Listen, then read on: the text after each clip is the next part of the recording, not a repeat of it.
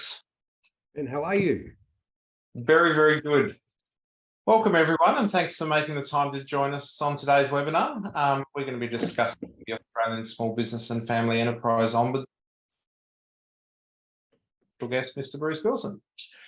We've got half an hour, so I'll kick off with a bit of an introduction to Bruce. But before we do that, if you have any questions at all for Bruce during the webinar, please put them in the Q&A section that you'll see a button for below, and we'll try to answer as many of those as we can further on in the webinar. So Bruce Billson is well known to many of you already. He's arguably one of the most passionate and energetic small business advocates in Australia. As Federal Small Business Minister, he ushered in a number of important and lasting reforms for small business owners, and as Small Business and Family Enterprise Ombudsman, he's continued that great work. So welcome, Bruce, and thank you again for joining us. Appreciate your valuable time and appreciate to be able to interview you again with our members. So I might get straight into it. To kick off, Bruce, other than having an awful acronym, what does it do for small businesses? Yeah, look, Asbefio does sound like an Amazonian foot disease, but it is an acronym for the Australian Small Business and Family Enterprise Ombudsman. We do three basic things, Ben and colleagues. We are very much focused on dispute resolution. I'm sure you'd know in the federal jurisdiction, if you've got a commercial dispute and you want to get a decision, it's off to the federal court. Now, the federal court's a couple of $100,000 and you might wait a few years. That's clearly no solution whatsoever for small businesses. So in a number of areas, well, across the economy, we offer dispute resolution services to try and get the parties to focus in on what issues they have, what a good outcome looks like, get the dispute resolved and get business back to business, Ben, hopefully with those relationships intact. Part of that work is some codes.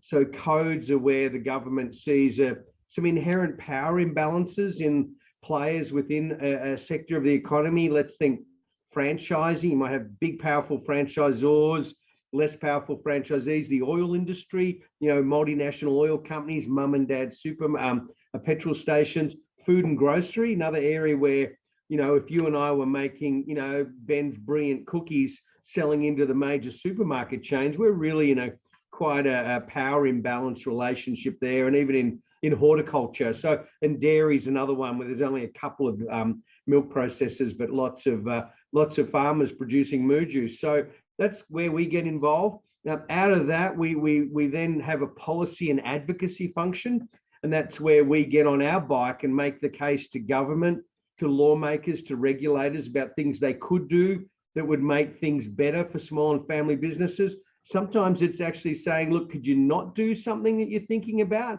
that's not that helpful, or your approach isn't very right-sized? And sometimes it's really frank discussions with regulators to say, look, a small business isn't a shrink-wrapped version of a major corporate where, of course, we've got, intellectual property lawyers over here, we've got HR specialists there, no worries around trade practices. Well, yeah, rather than have 2 or 3 of those people, we've got 0.002%. We say, hang on, that's not the life of a small business owner. They're doing everything. And then the last part is, Ben, we tell the story. We tell the story about, you touched on my passion. I love small and family business people and their enormous contribution to our community and the economy. And so we want to say, this is important. Here's some insights. Here's some evidence that helps you make some decisions. Here's why we think, the value of small business surging in 2021, 22 to $500 billion. That's a 15% uplift. That's a third of Australia's GDP. That matters. There's 2.5 million small businesses providing over 5 million jobs. Nearly 2 in every 5 jobs provided in the private sector is enabled by a small business. And then we look deeper into particular areas like, the people on this call. You are bundled in with newspapers, book retailing and stationery, but in your broader membership area, there's some insights that arise out of that about what's happening with growth in the area, the number of businesses that are coming through in your part of the economy. There's even, data we can pull out that points to some of the income levels that are going on. And I'll just give you some of those examples. There was a shrink economy within which your part are are partly captured in that data set. There is also a sign of fewer businesses, particularly in Queensland and New South Wales, and that's largely amongst the really small businesses. We also know that a lot of small businesses don't earn the equivalent of ordinary full-time wages, and that is the case for many in your community. And there's also a sense of a greater proportion of your business owners in your sector that are born overseas and for the broader economy. So these are the sorts of insights we can surface so that people are better informed, and hopefully through that, better decisions can be made. Couple of those things, nearly half of all small business owners now are age 50 or over. So there is an aging going on. There's only 8% of our business owners that are aged under 30. Now, it was 17% in the 70s. Well, what's going on? And across the entire small business economy, 43% aren't making a profit. So there's something going on there, and we'll surface these facts and try and make sure government's better informed and makes better decisions. Yeah, that's certainly the case in our sector. There's a greater leaning towards, older owners, and some of those challenges with getting some of the young ones who might be really passionate and working in the businesses already to maybe have the opportunity to take on those businesses are things like access to finance, interest rates, etc. All those things that are impacting us right now. And that probably leads me to my next question, and I'm sure we'll get the opportunity to get into the weeds on some of those services that you do offer, which are extensive, and clearly you've got a lot going on. But I think we all kind of recognise it's a difficult time for businesses generally right now, and particularly for small businesses. There's all this sort of macro headwind. We've got rising costs. We've got uncertainty there. Can you tell us, what are you seeing generally with issues with small businesses that they're bringing to you right now? What are some of the top things?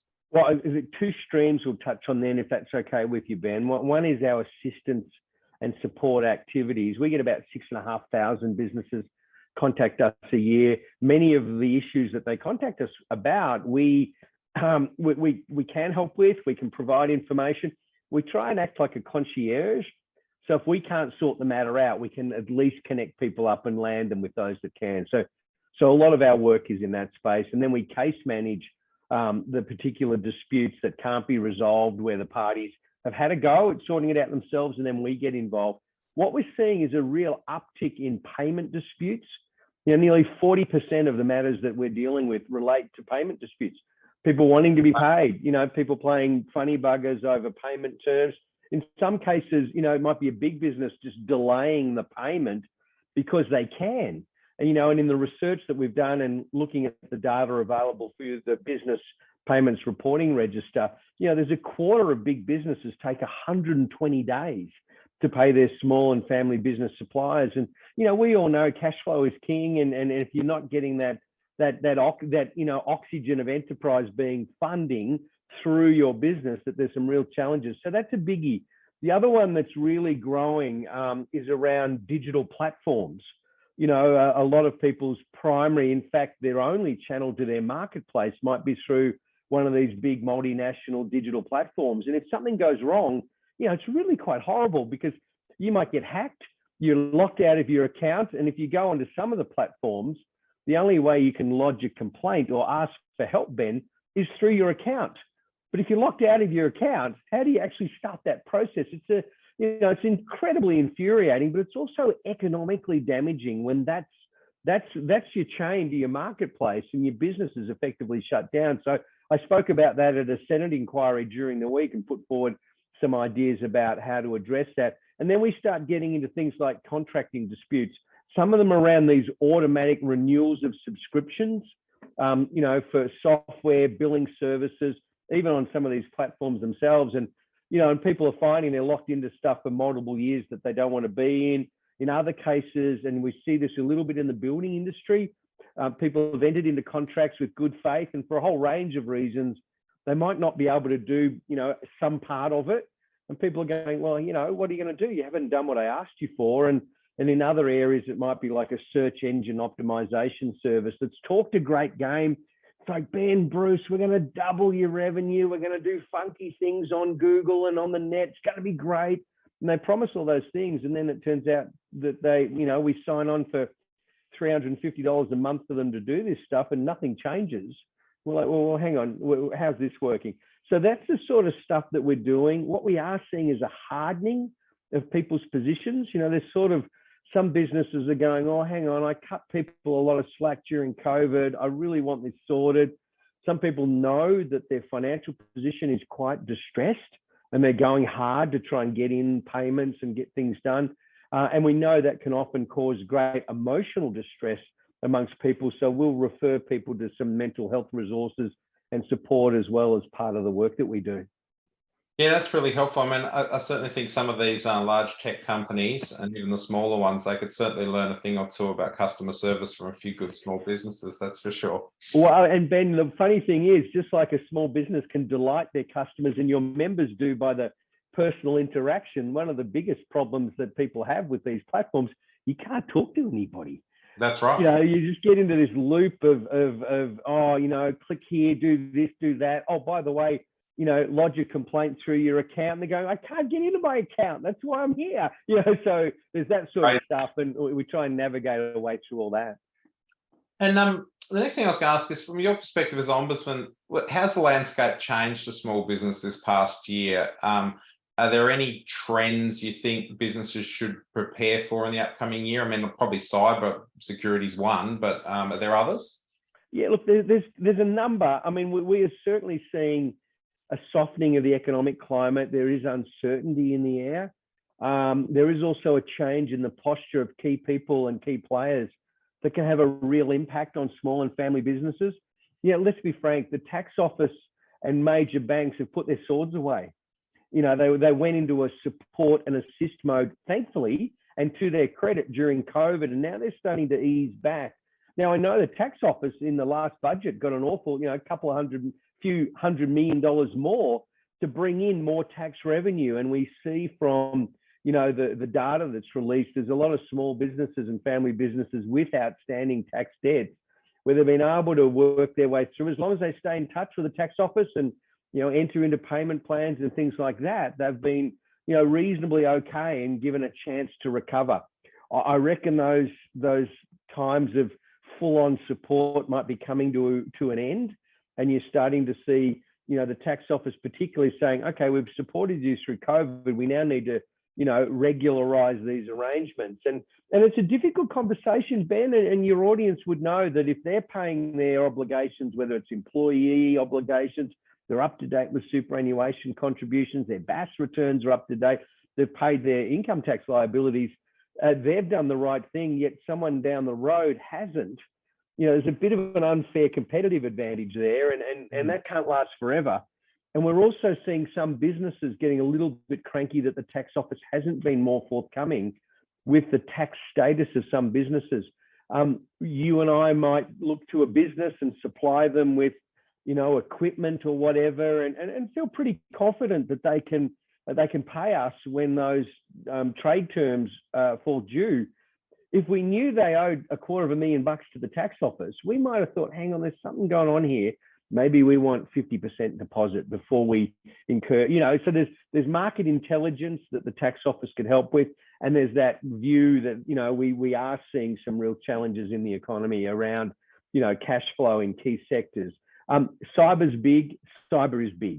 It is, small businesses are targeted.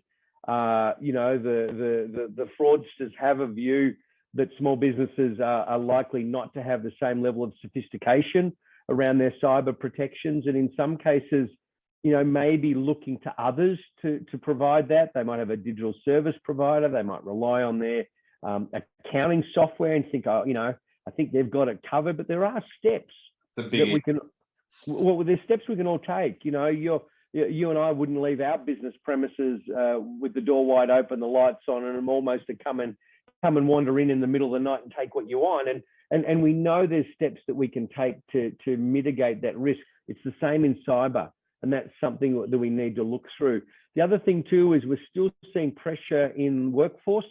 There's still not the staff that people want. There's still pressure on wages, pushing those up to get and retain the people you want. And then there's still ongoing challenges in the energy market. Thankfully, a lot of those really steep price increases have gone. But for businesses that are reliant on energy, that's still a major input cost that's really hitting in at some businesses, squeezing margins even further, where their customers are thinking maybe, I might not have to make that expenditure. My household budget's a bit tight. I might dial back on the non-essentials. So there's plenty of moving parts in that space. Thank you for that. And you talked a little bit about the role of government and policy in supporting small businesses through the challenges that have been presented. Are there any recent changes that small business should be aware of other than those ones you've already touched on? Yeah, look, I mean, there are ongoing changes, particularly in the workplace relations space.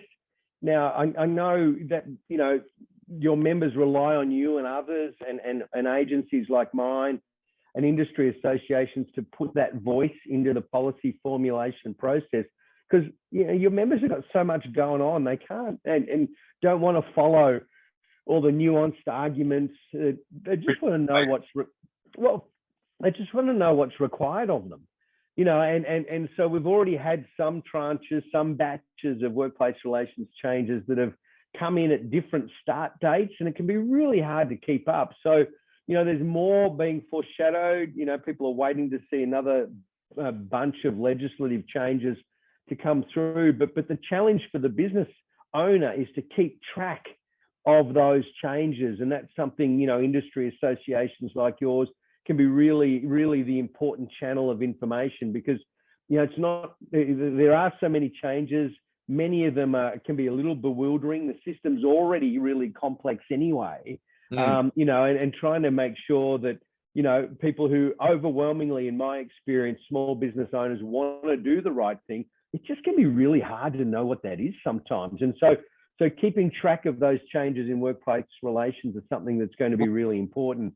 Well, that was hard. It was hard already prior to those changes, wasn't it? And I know a real focus of ours is our employment support to our members, and we're very lucky. We've got a great provider, a lady called Tanya Harris, that looks after the members. But the volume of information we've been communicating in our newsletters and so on's just ramped up significantly, and so much so that we do a sort of summary at the end of the month just of the IR articles, because there's so much for everybody to consume and be reminded about. And that's interesting. Can we pick up on that one, Ben, if I might? I mean, that's where we get involved by trying to make sure that changes being contemplated are right-sized and are really thoughtful about what life for a smaller employer is. You would know I've done some work in the past about trying to simplify and streamline the system, and even arguing for changes like, don't give us the whole award. Can a smaller employer just have an annex that might be only a couple of pages, and we have a division for small business in the Fair Work Commission, something I've been arguing for, to try and right size those rules that frankly get developed by what I call the club, big business, big unions, industry associations who frankly revel in the complexity, because it's something that they then have to help navigate their members through. But that's not great for a smaller employer who just wants to know, what is it I need to do? And so we keep pressuring the Fair Work Ombudsman and others to have right-sized, and the language we use is actionable information. What information can I pick up when I need it and put it into action, knowing that I'm then doing the right thing and someone's not going to come after me? So that's part of that. It's similar in another area of work around privacy. Now, for your members that are still dealing with household delivery services and things like that, they'll have a lot of personal information about people in their neighborhoods. Now, up until recently, the Privacy Act had a blanket small business exemption. Now, that's not going to survive. And most people think it's not credible to claim it should survive either, because, you want to look after your customers. Your members don't want to have, the families that they deliver newspapers to compromised by information being released that then gets weaponized against their interests. And going back to cyber, a small business with a cyber event, too many of them don't recover from it. They lose key parts of information and technology enablement in their business. That makes the back end of it almost impossible to recover.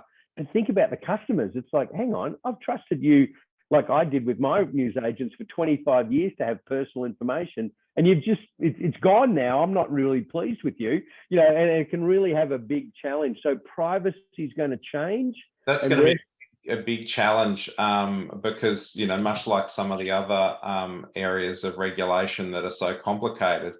And I've actually spoken to the minister about this, that with our small businesses, they might be holding credit card details or customer data, but it's not for a huge number of customers.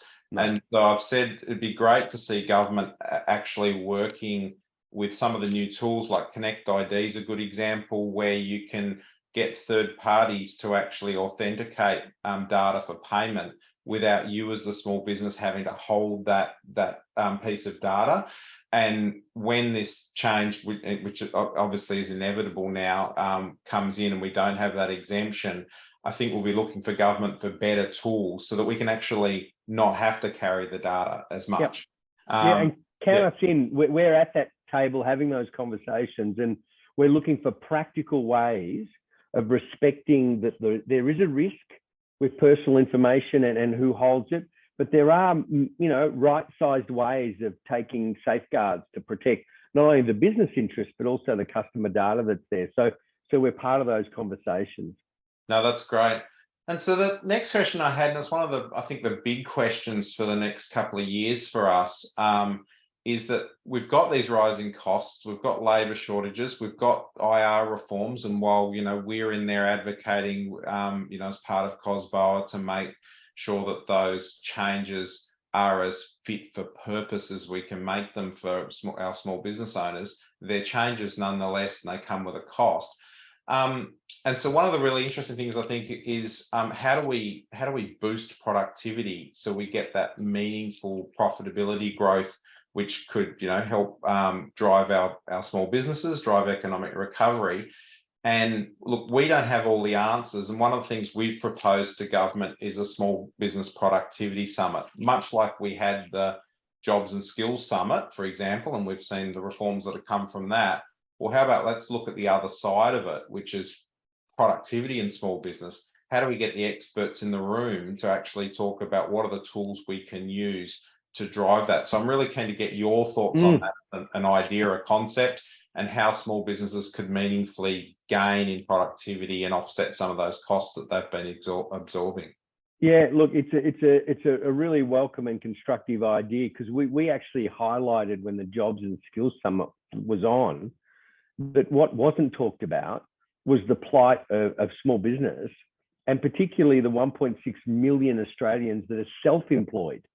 Now, you know, I'm concerned that they're almost invisible in the discussion, yet there's 1.6 million self-employed people earning good livelihoods, driving, you know, innovation in their own business, but providing greater capability, flexibility, and horsepower to their clients and their customers in such a positive way that you don't want to snuffle that by poor regulation or even misplaced arguments. I mean, you've seen this current tranche of industrial relations changes are talking about trying to create an employee-like definition for self-employed people, as if everyone works in the gig economy. You know, if you're a mining engineer providing advice on rehabilitation of a mine site, you're probably not a gig worker. You're certainly not vulnerable, and you might be pretty pleased with the flexibility you have, just as your clients are. So don't kill that goose that does so much. And when we look at things like even rideshare arrangements, delivery platforms, most people engage with those are doing that in addition to something else. They're trying to supplement their income. And I think there's about 8% who earn their entire livelihood off one platform on a full-time basis. 92% are operating across multiple platforms. So there's a risk that you can gum up, you know, the entrepreneurial ecosystem, if you will, and really not achieve much other than to make it harder to deliver those productivity gains and the wealth and opportunity that enterprising men and women produce. Now, from us, we've been doing our own work. I've been working on something called Energize Enterprise. You know, that's been a catch cry of mine for 30 years, but that's what this conversation is about. How do we put the wind in the sails of our business, not the wind in their face? And what can we do to deal with the demographics that we touched on? who are the next gen? Why is it only 8% of people under 30 see an entrepreneurial life as their preferred method of livelihood, when almost twice that number thought that was a good idea a couple of generations earlier? Are we making it too hard? Is the regulatory burden overwhelming? Is the big responsibility of being a business owner not matched by the potential and prospects for reward and to be delighted by all that being in your own business can present? So we think there's this meta, lowercase m, not meta Facebook, but this overarching issue around whether it's attractive enough in its own right. We then go in around regulation and right sizing and trying to make sure that it's not needlessly gummed up. There's also opportunities there that are around new markets and new, even trade deals and things like that. How often do those trade deals start with thinking about what small business could benefit from them versus a big mining company or some major, multi-gazillion dollar export opportunity? What about those smaller ones? And then there's the piece around digital engagement. We know the deeper the digital engagement a business has, the more robust it tends to be, the more likelihood it is to see new markets, growth in revenue, likelihood to invest and to employ. Now, how's that going? Are we getting those tools out in an effective way, not just to find new customers and to delight them in new ways, but to make more efficient the back end of the business of running the business? This is that was going to be one of my next questions, was to talk to you about this area of digital and how we can improve digital presence. But just relating back to the activity, one of the things that I think is really interesting is we've just submitted this week to the AI discussion paper around regulation and so on of AI. And some of our members listening will probably go, what the hell's ALNA doing talking about AI? We're in retail. But it's really quite fascinating because a lot of people kind of think of AI as this risk to jobs and risk to the economy in some way, but I see it completely differently. I've been using a lot of tools to help us as an organization, we're resource constrained, to improve our output, improve our own productivity. And the development of these tools, it's happening so fast at the moment, but there's so many great tools out there all of a sudden that small business owners, when they receive the right training, and they're not tools that are hard to use necessarily either. It's just picking and choosing the right ones. And so our sort of view around AI is that it can be a real boon for small businesses to maybe go from, they're competing with big businesses that got all this data, all these tools, all these people working on it. But some of the new AI tools allow a small business who's only just entering the space of digital to kind of leapfrog and really be able to produce some great stuff to engage their customers, to improve their processes, to understand their data. So I'm keen to understand sort of what you're seeing in that space. Yeah, look, we're with you on that, and I'll lean in a bit and tell your audience a secret. You see how Ben's skin is perfect? He is an avatar. Yep, I've got it. He is an artificially intelligent generated. Yeah, thank you. I've got all my defects on display. But you raise a good point. I mean, these tools can be fantastic enablers of business, and they shouldn't only be the exclusive domain of big, well-resourced businesses. Yeah. And they're not. But the key thing I find is, who are the pathfinders to help a small business navigate this world and navigate these new delicious possibilities, and then choose the ones and deploy them in a way in which benefits their business? So right now, even at a Commonwealth level, there's programs like Digital Solutions, and a lot of state governments also offer, digital engagement technology advice.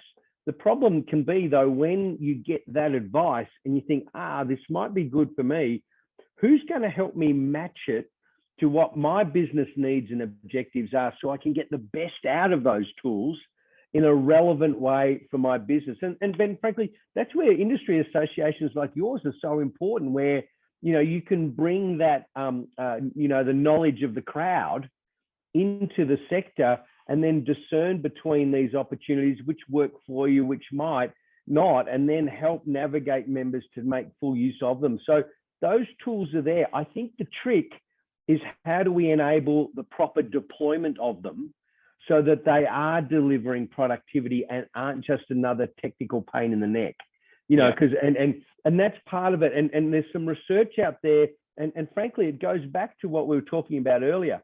If half of our small businesses are 50 years or over, is that the cohort that's most likely to pick up these tools, or are they perhaps, you know, they're not native to this digital journey as much as, say, a younger Funkmeister might be? Is this a hesitation? Is this where we should put more effort in?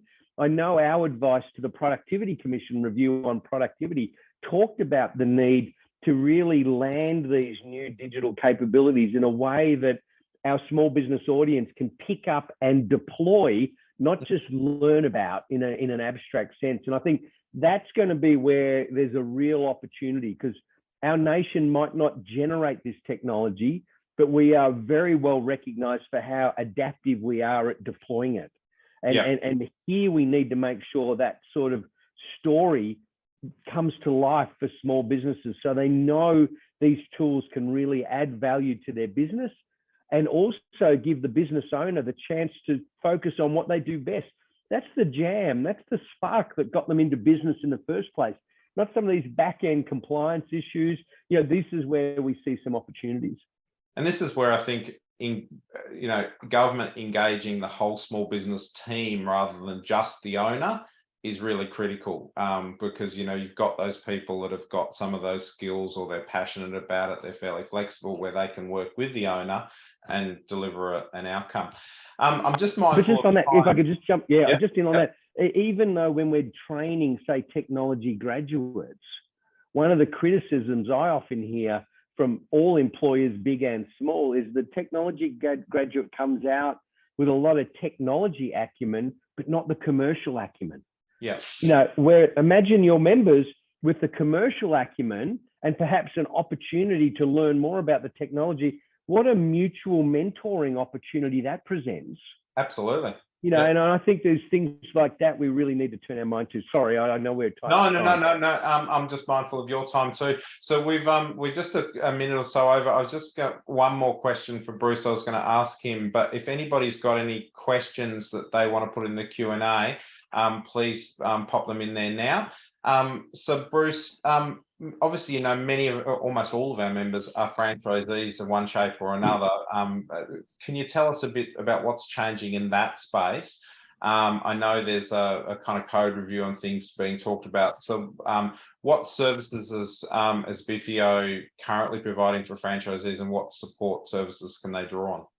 Well, we are the dispute resolution facilitator under the franchise code, and have some particular responsibilities. So a couple of things that we're doing. One is that we're helping franchisees, and in some cases franchisors, because not all franchisors are big, some of them are also small businesses, help to understand and appreciate their responsibilities and duties towards each other, including, how to go about resolving disputes internally first.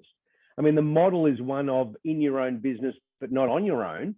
So that scope to sort out problems within the system is something that's inherent in the franchise code, and we will provide some guidance, some know-how on how best to do that. If that doesn't happen though, and then we're there to provide some support. We're there to help clarify what the dispute and what the issues are, and then, support both parties find their way through the code obligations. Now, at the moment, the last lot of changes introduced new arbitration options, but of course, they are only able to be activated. Arbitration being someone makes a decision, they are only be able to be activated if both parties agree. Since that change, we've had nobody agree. So, usually one party might go, let's go arbitration, the other will go no, and then, there's not scope to impose arbitration. The other part is around the multi-franchise disputes. Now, we've had some people put their oar in that water, but then find that the dispute isn't actually shared amongst multiple franchisees. A lot of franchisees just want to support a franchisee that they know has a dispute. So a multi-franchisee dispute's not about you bringing a posse or a cheer squad.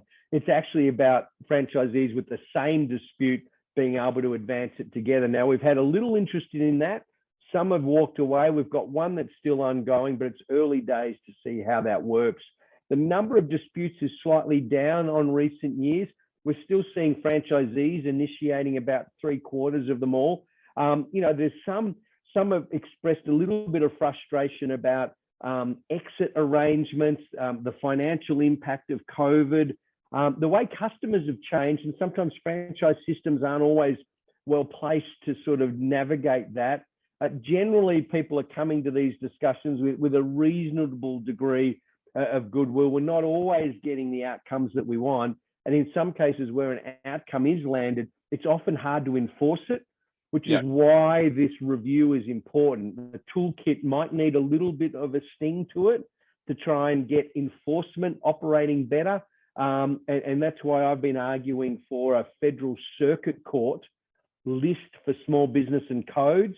So you don't have to go to the federal court and spend a couple of $100,000. You can have a more tribunal-like arrangement within the federal law, which doesn't allow for tribunals unless it's a court. Anyway, that's a discussion for another day. So there's a bit of work to be done there, but also something around unfair business practices. We think there's something missing in the toolkit. Yeah, no, they're keen on that. Yeah. Yeah, and I've been keen on it for many, many years. And often it's in franchising where we see examples where something's not that, it's not an unfair contract term. It's not a breach of the code. And I might be getting a little triggering here. It might be really shabby and not reasonable. Now, I think of that time when a particular lotto brand were actually asking your members to promote online lotto and effectively cannibalize their own businesses for the interest of the broader brand. I don't think that's particularly classy. And I'm not sure that's necessarily in the spirit of the law either. But the law doesn't have an unfair business practice protection. It does in other jurisdictions. We don't have it here. And that's something that I think would also be supportive. So code review, get involved, tick. Question for me is, I think enforcement of issues under the code is too difficult if you're relying on the federal court. So we need some federal circuit court or some lower cost, more responsive mechanism.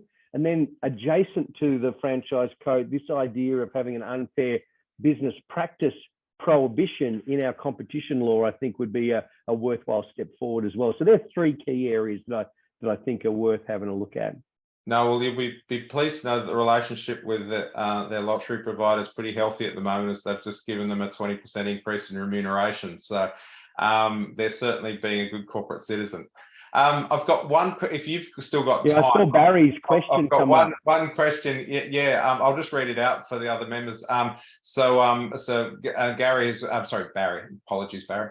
One of our members said, hello and great to listen. I'm seeing very little evidence in Australia that governments, authorities and corporations are helping small business. To the contrary, on a daily basis, I see customers being taken away from retail to online, complexity being introduced, costs increasing, wages increasing, more regulation and administration going through the roof, very little support for small businesses. It's a pivotal time for small business, and the bigger picture issues need to be on the table of small businesses to survive in this country. I think that touches on a lot of the issues that we're seeing across the board, doesn't it? Yeah, it does. And I suppose, Barry, that was the point I was talking about with this Energize Enterprise inquiry that my office is doing. We think some of those bigger issues that come together to create, let's call it the entrepreneurial ecosystem, the space within which small and family businesses function, is getting too challenging. I use the analogy, too many headwinds, not enough wind in the sails. And so we think that's part of it. There's also some stuff that, there's a lot of support out there with different agencies and organizations. I'll let you know, we do this every day and it's bloody complicated for us. I've got a chart that was drawn that shows, even just within government, the kind of help and support and resources and programs. It is mind-blowing just at government level, at a federal government level. How would a time-poor small business ever be able to navigate all that? And that's why we were arguing for a single channel, something I called My Business Future, which was looking at the future, looking at these challenges, bringing those best of breed resources together so you could find them. My other comment was one I was touching on earlier. The laws are there to try and give small business a chance to succeed. No, nothing's guaranteed and it's a big challenge. Those laws, though, need to be enforced. And that's, again, why the Federal Circuit Court matters. You know, the competition law is there. The regulators have disciplines on their budgets as well. So they have to choose which enforcement action, which matters to pursue.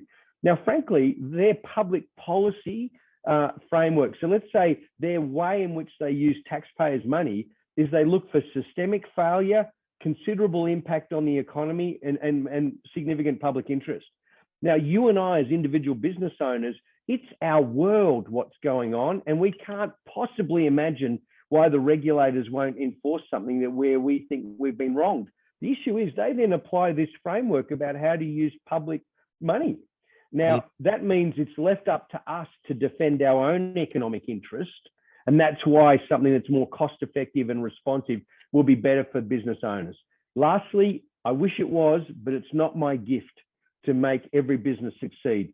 But it is my mission to make sure none fail because they didn't know about something that might have helped. Now, that's where we get out of bed every day, and we'll keep getting out of every day because we see you, we value what you do, and we want to make sure there's every prospect for your success.